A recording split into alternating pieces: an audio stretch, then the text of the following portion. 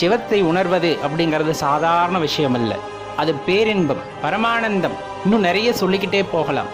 அப்படிப்பட்ட அந்த சுவையை அனுபவிக்க வேண்டும் என்றால் அவற்றை முதலில் உணர வேண்டும். அன்பே வடிவானவர்கள் அந்த உண்மையான அன்பை அடைய வேண்டும், அந்த அன்பை உணர வேண்டும் என்று நாளும் நாளும் ஒவ்வொரு நொடி பொழுதும் அதற்காக ஏங்கி உருகி அந்த என்பெல்லாம் உருகி போய் அன்பாலே நனைந்து கொண்டிருப்பவர்கள் தான் சிவனடியார்கள்.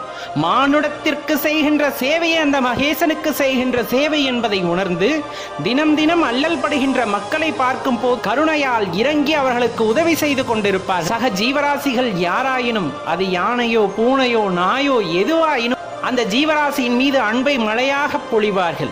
தனக்கு இல்லை என்றாலும் அதன் பசியாற்றிவிட்டு தன்னுடைய வயிற்றிற்கு இருந்தால் ஈவார்கள், இல்லை என்றால் அமைதியாக படுத்துறங்கி விடுவார்கள். அவ்வளவு சிறப்பான தன்மையுடையவர்கள் சிவனடியார்களும் சிவபக்தர்கள். சிவனை வழிபட்டாதான் என்ன சொர்க்கத்துல கொண்டு போய்